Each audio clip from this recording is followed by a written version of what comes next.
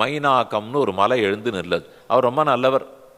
ஏற்கனவே இந்த சமுத்திரராஜனிடத்திலே பல மலைகள்லாம் இருந்தன.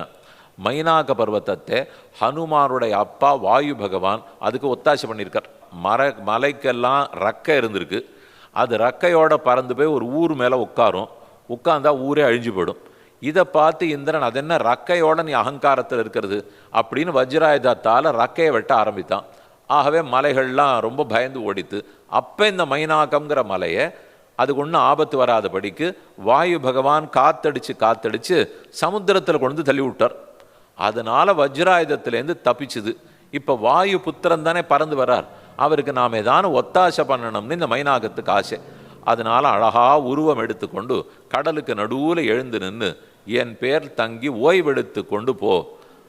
ஓய்வெடுக்கிறதுக்காக நான் இங்கே வந்துட்டுருக்கேன். எவ்வளோ வேகமாக காரியத்தை பார்க்கணும், சாயங்காலத்துக்குள்ளே போகணும். இப்போ என்னமோ உட்கார்ந்து தேநீர் விருந்து கொடுக்குறேன்னா இதுக்கெல்லாமா நமக்கு நேரம்? இது முன்கதையெல்லாம் சொல்கிறது. உங்கள் அப்பா எனக்கு எப்படி நல்லது பண்ணியிருக்கார், நான் சமுத்திரத்தில் தள்ளப்பட்டேன், இங்கே தான் இருக்கேன், அதனால் உமக்கு ஒத்தாசை பண்ணணும்னு ஆசையாக இருக்குது. எத்தையும் கேட்டுக்கொண்டார். வேகத்தை மட்டும் சற்று குறைத்தார்.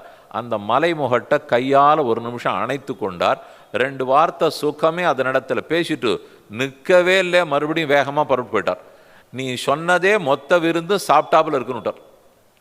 இதுதான் சாமர்த்தியம். இது சொல்கிறது நம்ம வீட்டில் கூட பண்ணுவோம். ஆறான ஒருத்தர் வீட்டுக்கு போயிருக்கோம். என்ன சாப்பிடுகிறீர்கள்? மோர் சாப்பிட்றீங்களா, பால் சாப்பிட்றீங்களா? இல்லை பாலே சாப்பிட்றேன். சர்க்கரை போட்டு சாப்பிட்றீங்களா, சர்க்கரை இல்லாத சாப்பிட்றீங்களா? இல்லை பரவாயில்ல சர்க்கரை போட்டே சாப்பிட்றேன். அது கருப்பட்டி சர்க்கரை பனங்கல் கண்டு போட போறீங்களா, வெள்ளை சர்க்கரை போட போறீங்களா? எனக்கு வேண்டாம் சுவாமின்னு விடுவோம்.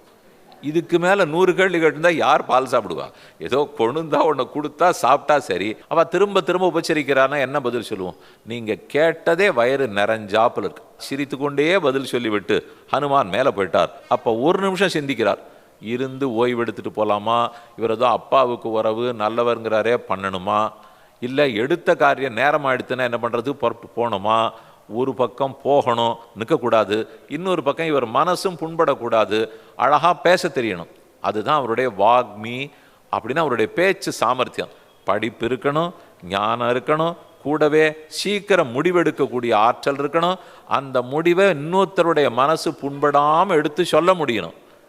அவர் மறுக்கிறார். மறுக்கிறதுக்கும் சொல்கிறதுக்கு விதம் இருக்கு இல்லையா? நான் மறுக்கிறேங்கிறதுக்காக ஆமாம் நீர் கொடுக்குற சோறு யாருக்கு வேணும் இப்படின்னு அம்மாட்ட ஆரம்பித்தா கூப்பிடுறவனு நாளை கூப்பிட மாட்டான். அதனால் சொல்கிறத அப்படியே மயிலரகால தடவராப்பில் தடவி அவனிடத்திலேருந்து விடுதலை பெற்றுன்னு புறப்பட்டுட்டார்.